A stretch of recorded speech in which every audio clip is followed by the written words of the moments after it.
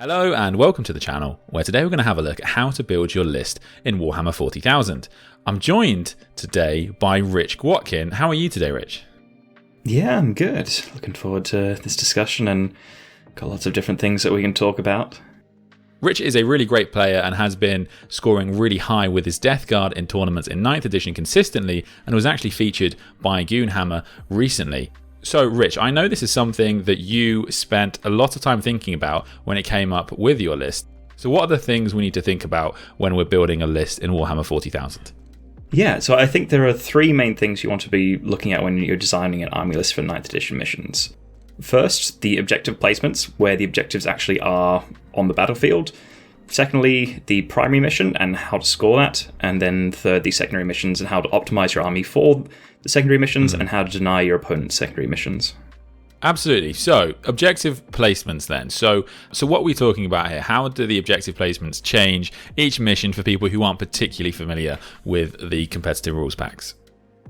Going from 8th edition to 9th edition, there was a big change in how the missions were set up for two different reasons. One was the objective placements are now set pre-game rather than you choosing your own. And that changes where they are on the battlefield quite a bit, because they're actually, in a 6th objective mission, most of the time they're sort of split up into two different flanks. So what I've done with my list is I'll design my army list with two different flanks and then also a backfield to hold the back as well. Yeah, I think this is really important because we're going to talk today about what kind of roles units in your army can fill. However, I think that it is really important to remember that if you are going to have to take two flanks, you need to have multiple units here so you can split across the flanks and, of course, enough units to also hold your backfield. And before in 8th edition, you could just kind of push everything up the middle and the center and just dominate that objective cluster that you had set up there. But now you really have to think differently of, you have these two flanks. You need probably some strong assault units that are durable, that can hold the objectives. You need to think about blocking out the objectives or hurl conventions. Or if you have a more fragile list, you want to focus on sort of speed and sort of trading on those objectives. And likewise, in the backfield, I think more so than 8th edition, thanks to how the primary plays, you need more durable units to hold those objectives. Ideally some OBSEC, and you also need to sort of reduce the risk of getting shot off the objectives, or a fast-moving unit being able to steal it. And if you want, then also some long-range firepower, depending on how your list is designed, whether you're going more combat-heavy or whether you're more of a shooting list. And then I think the final thing you probably need to think about is having some sort of more flexible units that can support wherever your army needs to be. So they either can sort of hold back in your backfield and countercharge, or can push forward with one of your flanks or support each flank as necessary as your opponent sort of reacts.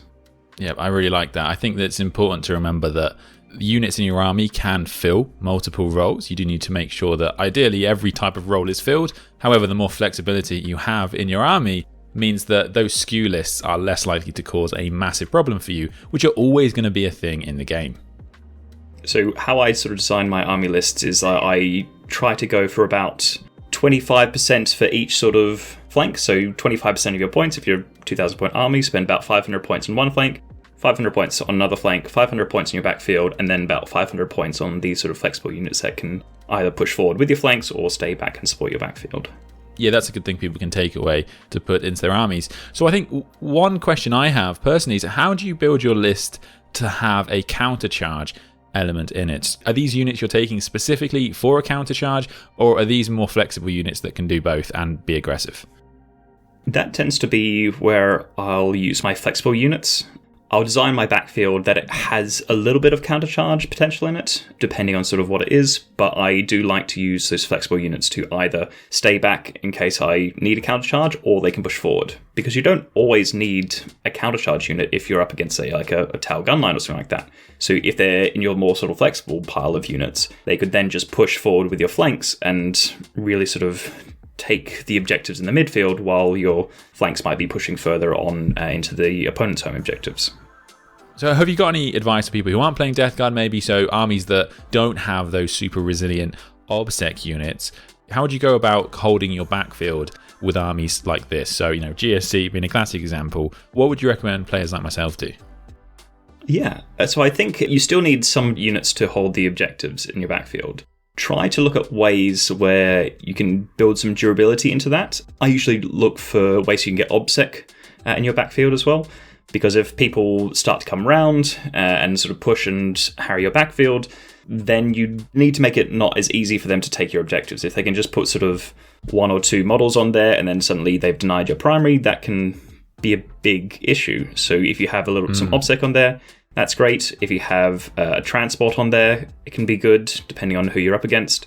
Or a couple of tough units. Most armies have something that they can put on there that's maybe like a tank. I use Plague Burst Crawlers, for example. That is a little bit tougher and can also still shoot and support the rest of your army. Interesting. Also, make sure you have enough units to screen out your backfield as well. And we'll get onto this when we go into secondaries more, but a lot of the time, and more so with the armies that we're seeing, like Grey Knights, Thousand Suns, they can jump around the battlefield. You don't want to make it too easy for them to get into your backfield and deny your primary or score the secondaries like Retrieve Octarius Data or engage too easily. So make sure you've got enough screening units in your backfield to make that a little bit harder for them. Yeah, I definitely think the game is actually going to go more in that direction where screens are going to be ever more important. We've had a lot of elite armies so far in 9th edition, so I think the more armies we get with cheap units, the more important screening I think is going to become. Also, especially with Genestealer Cult coming in soon as well. Yeah, absolutely. Can't wait for that. So on to the second point there about playing the primary. So how do you build your list to maximize those primary points? So I think when you're looking at playing the primary, the biggest change from 8th edition to 9th edition is that you actually have to hold your the primary objectives throughout your opponent's turn and still be on it when it comes back around to your turn. And I think there's 2 ways that have sort of evolved that people mainly do to try to hold and maximize their score on the primary. One is just having tough units and being durable, and the second one is trading units and trading back and forth and trying to deny your opponents the primary. Obviously, I play Deathguard, so I'm probably more focused on the durability. So what I'm looking for in units is things with tough stats, so Terminators, Mortarion, Plague Burst Crawlers, stuff like that. These do particularly well if they're also good in combat or have some form of combat defenses like Fight Last. That way the opponent can't fight you off the objective, or if they charge you with OBSEC units, you can still kill them back and take back the point. Obviously, having OBSEC of your own is really useful, but that's quite limited in Deathguard. For Thousand Suns, their Terminators are OBSEC, for example, so that's quite good. You would also want things like characters or things with heroic intervention, so you see a lot of people taking Mortarion's Anvil. In my list, for example, I've got both Mortarion and a Fetid Bloat Drone, both of which can heroically intervene if they're on an objective and opponents comes near. So what I'll often do is I'll put those in the middle of the objective, and then if the opponent comes near with just one unit, if they're anywhere on the objective circle, then I'll be able to heroically intervene and fire them off it. Other things you can use are the Bodyguard rule. That's been used and is quite controversial, I'd say, with some armies, especially Iron Hands at the moment, or Sisters of Battle, where you can put characters on the objective, put your bodyguards behind terrain, and then they can't be shot, and you just hold the objective. But if you don't have stuff like that, you can still look at doing a couple other tactics, one of which is just blocking out the entire objective circle with models. I often do this with my Terminators, which means that even if they come in and just touch the edge of the circle, they're still within an inch of my Terminators and still have to fight them. Or you can use things like transports, or even characters, units and transports, so which means that they'll have to kill multiple different units before they can take you off the objective if they've only got a shooting army. Yeah, you see some really cool plays here with things like Cerberus Raiders, because you can actually line an objective with them, and then your opponent either has to shoot them off the objective, in which case they can't charge onto them, or if they try and charge onto the objective, the Cerberus Raiders will run away and no one gets the objective, which is still better than your opponent having it, for example. Yep. I really like that you've got this dichotomy here of durability and trading, because I hear a lot of players talking more and more about trading, which is great. However, it shouldn't necessarily be the focus of your strategy if you're an army like Custodes. I was talking to a friend of mine who was saying how he's struggling to trade in the game, and I was saying this shouldn't really be a focus of your game. There are very few armies you're going to beat on this. You have so few resources in this instance. Yeah, trading often focuses on, I've got lots of cheap, efficient units, and I'll just throw a couple away each turn to deny primary. So if you're looking at trading, you probably want some OBSEC, you want some highly lethal units, fast units, and you want sort of multiple small units, or MSU sort of style, where you can just throw a unit away each turn and deny your opponent's primary. You're not durable enough to survive on that primary, so you're just focusing more on taking your opponent's primary away, and then you can rely on other things like transports. You see this very typically in Dark Eldar. maybe not so much because they're just sort of changing up their builds, but they would have transports with units inside and then characters. So you have to kill the transport, then you have to kill the unit, and then you have to kill the character to take them off. But in their offensive potential, they would just send a unit of incubi forward, fight you off the point, or send a unit of witches forward, and then they would both fight you off the point and be obsec, so even if they didn't kill you, they'd still be taking the point. But I think you can't really do that style with Deathguard. And I think a lot of people are talking about trading because things that trade very well have been performing very well in the meta and in the game. But it's not how every army should play. A lot of the times with Deathguard, there's probably maybe half my games, or like a quarter to half of my games, I lose maybe 1 to 2 units at max. I'm not really trading things away, I'm just moving onto the points and surviving. And if you do that well, you can still make sure that your opponent can't take it off you, and then you can score points that way. And sometimes it can actually even be better. Interesting. Yeah, I like that. I think that some armies can try and build either way. So like, Space Marines, for example, can actually try and do both. So you could take things like Terminators or Blade Guard and maybe try and go that resilience route. Or you can maybe go another way. And you do see a lot of top players taking lots of Assault Marines or Vanguard Vets or whatever it's going to be. So they just have lots of assets so they can try and play that trading game. I would say one thing that I've found in writing and rewriting my Deathguard list is I have written my list to have more units to do things, and that's one of the things we can sort of touch on later, but having units in different parts of the board is a very powerful thing. And if you only say, built around having these sort of 3 Death Stars, like 1 on each flank, then you won't really have enough units to go out there to kill your opponent's units while still being on the objective, or fight on different objectives in different places, or react. So you do still need multiple units to go around and fight in different places. I think we could talk for a very long time about player mentality, but I think that this is a good insight into that, because the thing is about the Death Stars, as you talk about, is that you will absolutely win some games if you take a bunch of Death Stars, because there are lots of players that simply won't be able to deal with those Death Stars. However, the higher you get into a tournament, the more likely you are to encounter a player who is going to be able to play around them and just simply beat you on the points. So I think it is something that if you're newer to the game and you've been playing with a big Death Star element, it's a good thing to try and move away from. So as Rich says there, you've got lots of units to actually play around the board and dominate more of the points game, rather than just killing more of your opponent and stopping them from killing you. Yeah, I mean, as a specific example, I changed up my Deathguard list. I used to have a big block of 10 Blightlord Terminators that would have 3 characters in the middle. So the Lord of Contagion, the Foul Blight Spawn, and the Malignant Plaguecaster.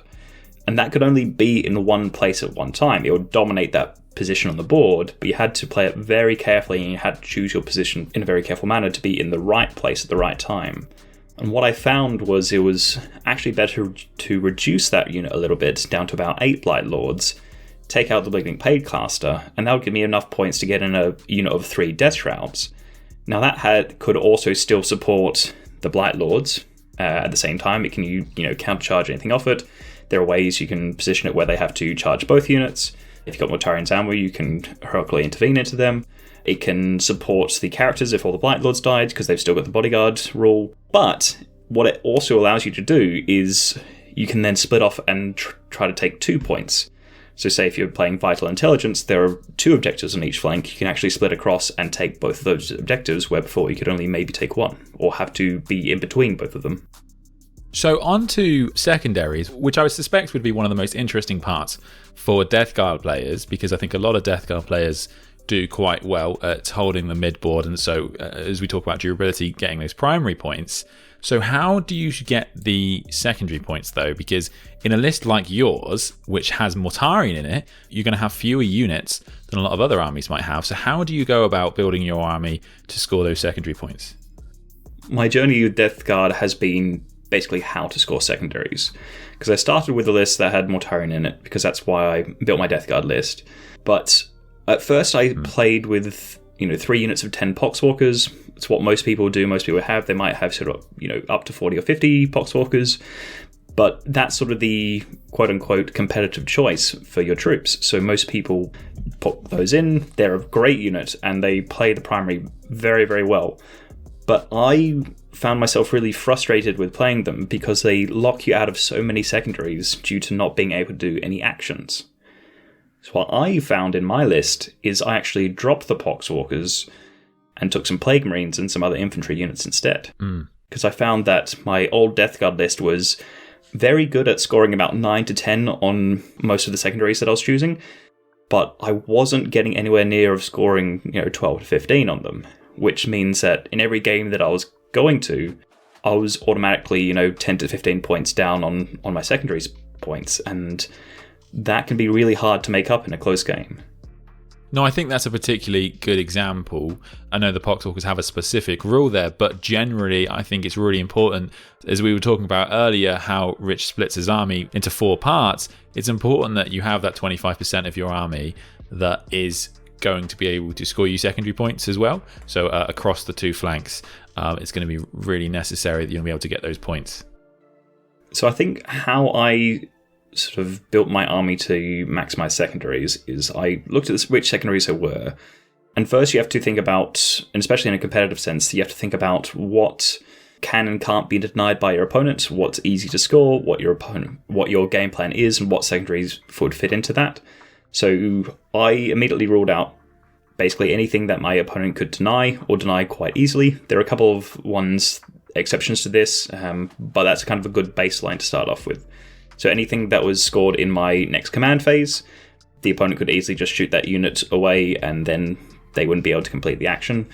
Psychic secondaries are a bit of a weird one. I tend to not take them. Some people do, but I feel, especially with Thousand Suns and Grey Knights coming into the meta, with Sisters still being quite good, it's not something you want to consistently plan for. It's more like a nice to have if it's there, but you don't want to plan for that to be one of your main secondaries, because more often than not, there'll be armies that can deny it, so you can't pick it every time, so you don't really want to invest and plan around it if it's not going to be consistent for you.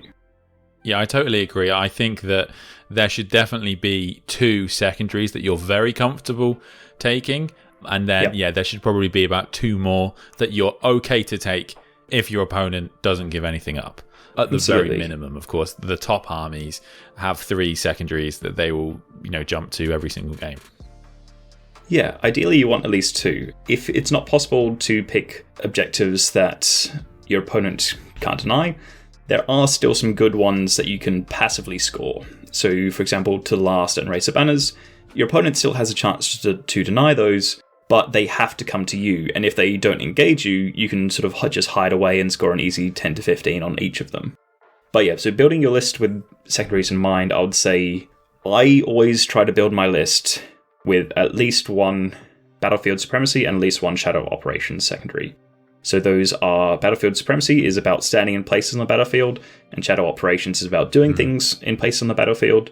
I would basically always design my list to be able to do Engage, Stranglehold, Raise the Banners, and Retrieve Octarius data.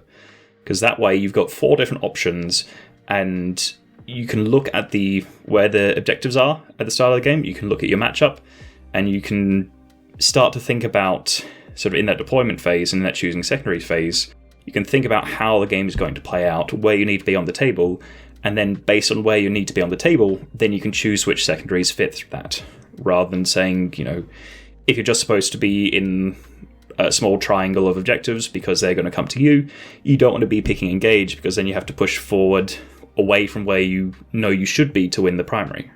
And this is absolutely where you can start changing your list to build for this. So if you spend a lot of time on Best Goes Pairings looking at the top armies out there, you've probably seen 1 or 2 cheeky Landspeeder Storms, for example, because these are units that people like to take in their army purely for the purposes of having a trading unit or having something to get engaged with, or maybe starting off with that Stranglehold. Yeah, so Stranglehold is not always one that I want to pick. It's very good in a 5 objective mission, but in 6 objective missions, it's not always the best choice. I find it can be a bit more of a win more secondary. So I like having the option of Engage in case I don't want to take Stranglehold. And to that matter, I've got both Mortarion in my list. When I'm pushing up with my Terminators, the characters can be in different quarters, even if the whole Blightlord unit can't wholly fit within a quarter. If it's on the line. But I've also put a Fetid Bloat Drone in my army, because that can push forward into a different quarter if necessary. Yeah, very solid units there. I'd say you also want to think about the third secondary. With Deathguard, I'm not a massive fan of any of the codex secondaries that they have. So I would be looking at some things like To the Last or Grind It Down, looking at minimizing the amount of sort of cheap units that I'm giving up, and also looking at which 3 units would be the most expensive. So I've got a big Blight Lord brick, I've got Mortarion, and then Plague Best Crawlers usually in the backfield. Those 3 units, most armies might be able to get one of those, but it's hard to get 2 or 3 of them. So most of the time I can score at least 10 on that. Yeah, and absolutely. To the Last is something you can definitely change your list to accommodate. Of course, if you can get your 3 most expensive units to be units that you can easily keep safe, so things like characters, things that you know are happy to be hidden throughout a lot of the game, then that becomes a really solid choice.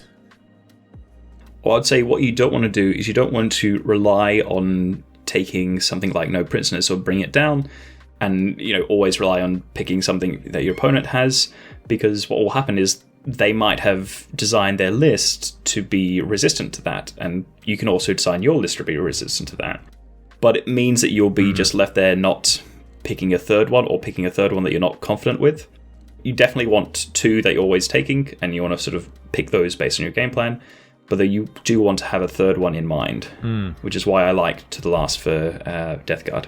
Yes, absolutely. So in terms of building your list to deny secondaries then, Rich, so how have you done that in your list, and what are good ways people can do that? A lot of people talk about denying secondaries, and that can be quite easy to do. Like I just said, try to not give up as much for No Prisoners, don't take too many characters, don't take Psychers, don't take infantry, don't take tanks, or rather take them in a balanced way so you're not over-indexing on one, because then it'll be easier for your opponent to score those secondaries against you. But I'd say there's a second way of denying primaries that a lot of people don't talk or necessarily don't think about, and that is trying to deny the different ways that your opponent can score those 4 secondaries that we mentioned. They're probably the 4 most common secondaries in the game. So that's Engage on all fronts, Stranglehold, Raise the Banners, and Retrieve Octarius Data. Now, Engage is quite hard to stop, but people often take units to Deep Strike in order to do both Engage and Retrieve Octarius Data. So being able to screen out your backfield can stop these units. And other times they'll also take small units to put into different quarters to get those Engage points. So having some firepower, especially out of line of sight firepower, to kill these units can be actually really big. Or some long range firepower also helps, depending on how much terrain there is. Yeah, I think screening Rod is actually easier to do than you might suspect, because you do have to be over 6 inches away from the central line when you're doing Rod. Yeah. And so the area to screen out is actually not particularly large. Yeah, people forget, because Engage is just in quarters, they forget you have to be 6 inches away from that middle line. So you actually do have to get quite close to the enemy's backfield. So if you have enough units in your backfield, you can screen out those flanks. Or if you have enough units in your backfield, you can screen out your entire deployment zone, which makes it very hard for the opponent to come in, even with some deep strikes, to find those places to get Retrieve Octarius Data. For Stranglehold, I find going for the more durability sort of style of play, that can actually be better for denying your opponent's Stranglehold as well as getting your own. Stranglehold I tend to take mostly in 5 objective missions, or in missions where there is sort of a triangle of 3 objectives that I can just focus on. Because if it's 3 and 3, you basically have to get onto 4 objectives to have more objectives than your opponent.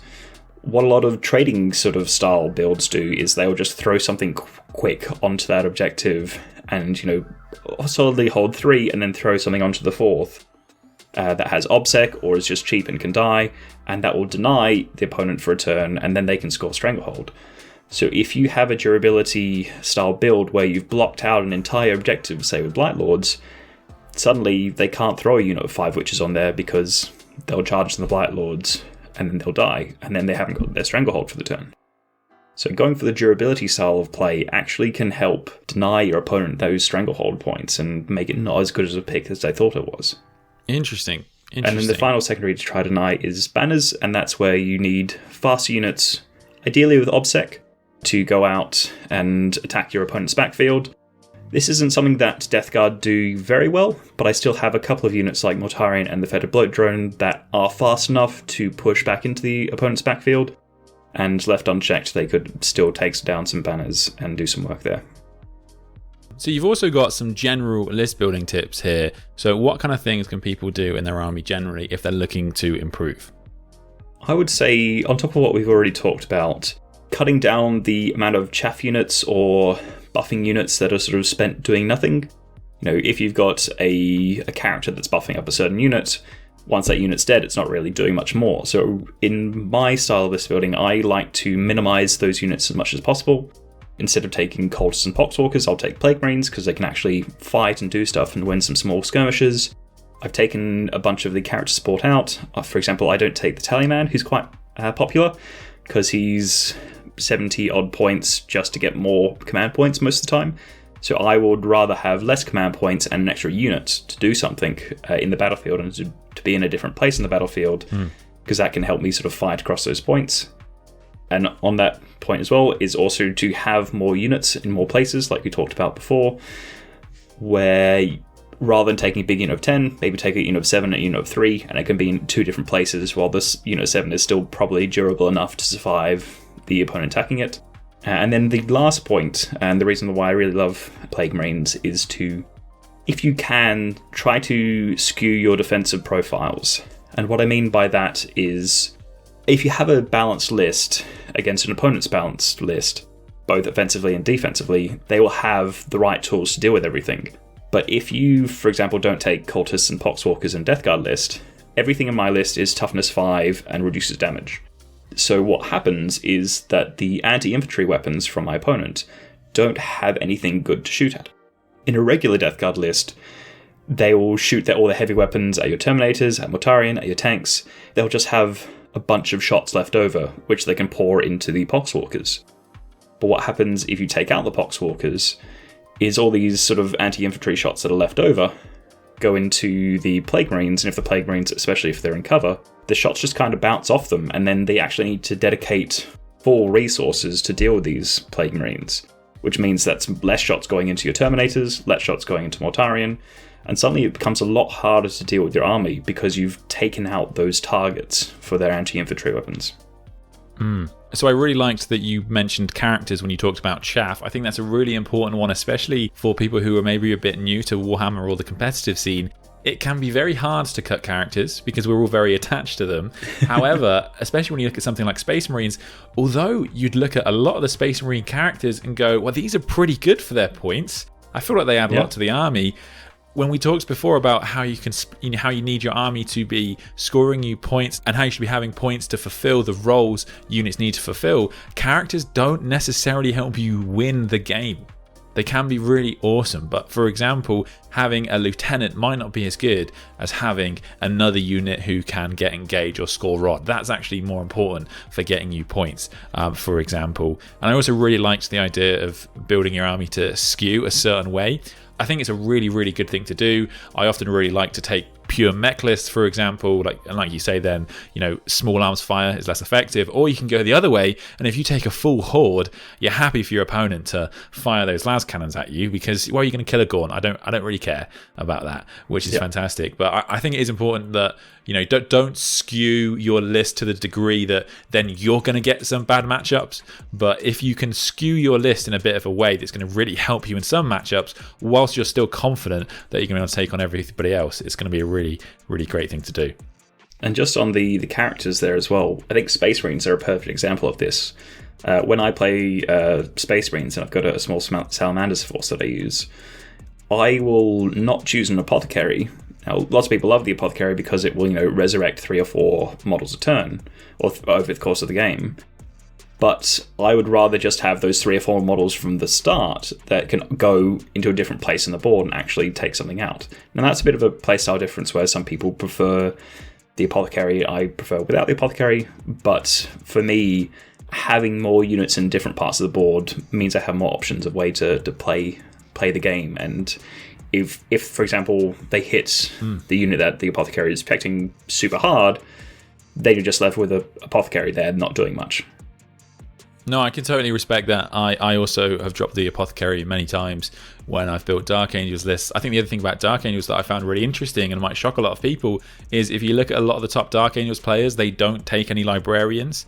And again, this might shock people because like the Dark Angels librarians are really good. It's an incredibly powerful psychic tree.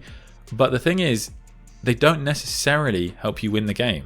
Especially when you're taking such an elite army, if you're taking lots of Terminators, actually taking an extra small unit that can get you points could be worth way more than those mortal wounds and helping you win against other big Death Stars. Yep. So in my list, I only take 3 characters, and one of them is Mortarion. Yeah. Let's move on to your list then. So what is your list and how is it built, and what in your list plays the mission very well?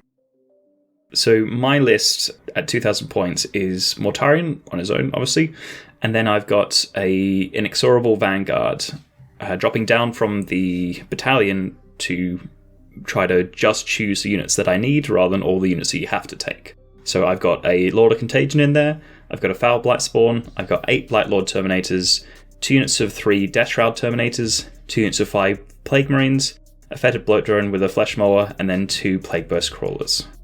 And how that sort of breaks down into playing the mission is one flank will tend to be Mortarion, who moves up and can be very, very hard to deal with. He also has Gloaming Bloat, which means he shuts down all Overwatch and rerolls within a certain distance, and he's got a target power to expand that as well.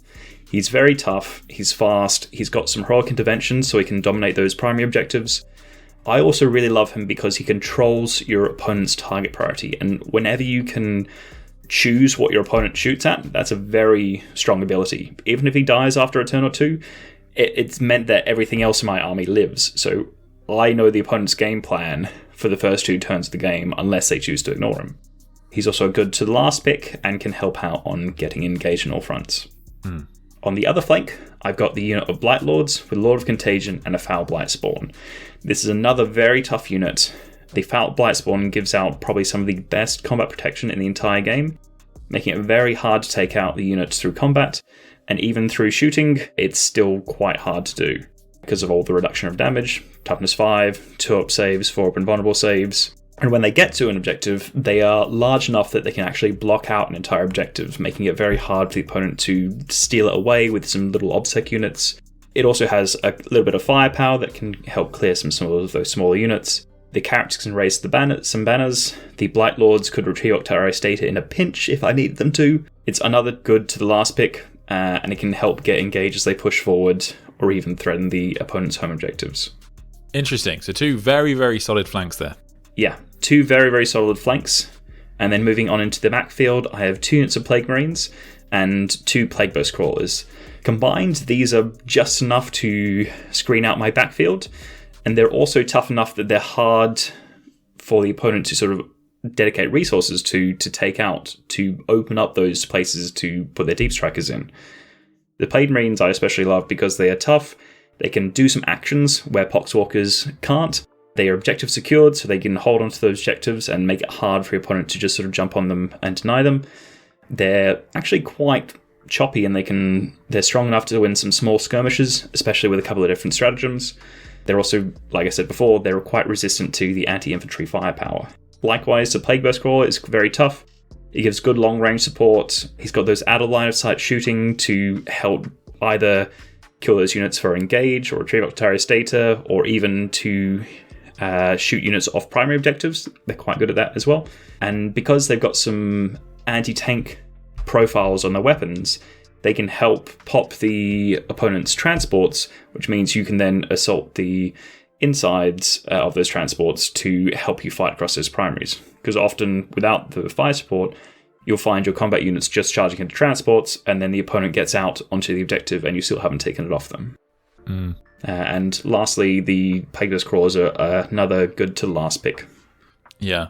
I really like the Plague Burst Crawlers in a Deathguard list.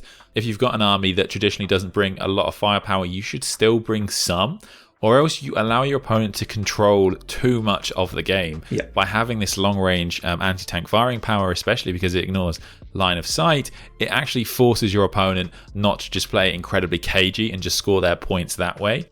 And so even if you're playing something with a big combat element, as much as it might pain you, I still highly recommend you take some shooting in that army. Yeah, I would say, I mean, this is going to be a whole nother thing, but I've been playing combat lists since the beginning of 8th edition, basically, and you need a little bit of firepower for, I'd say, 3 reasons. One is to take out transports so you can assault the insides.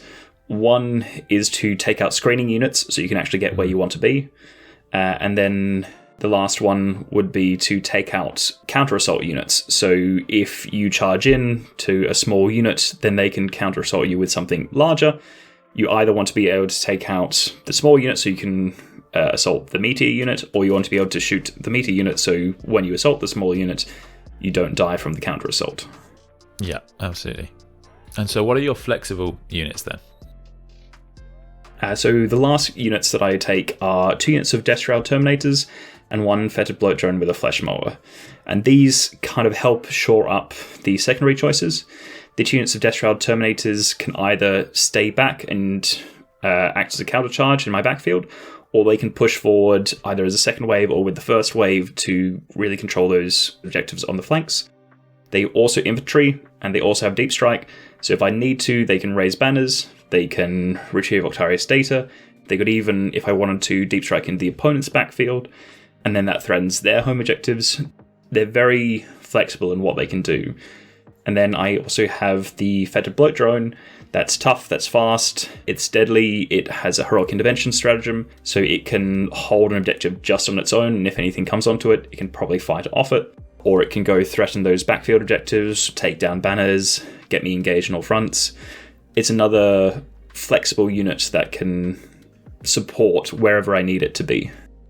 Yeah, I find this really interesting because I don't think in a Deathguard army you would have a massive amount of choices from that codex to provide flexible units. I'm not a Deathguard player, but I would assume so. So I think that, yeah, these are 2 particularly good choices here.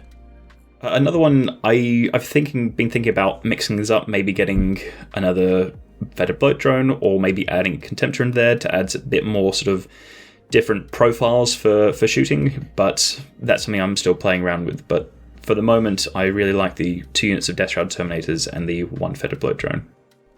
Another thing to consider with how I build the list is it only gives up 7 points on Bring It Down, 6 points on No Prisoners, and 10 points on Assassinate.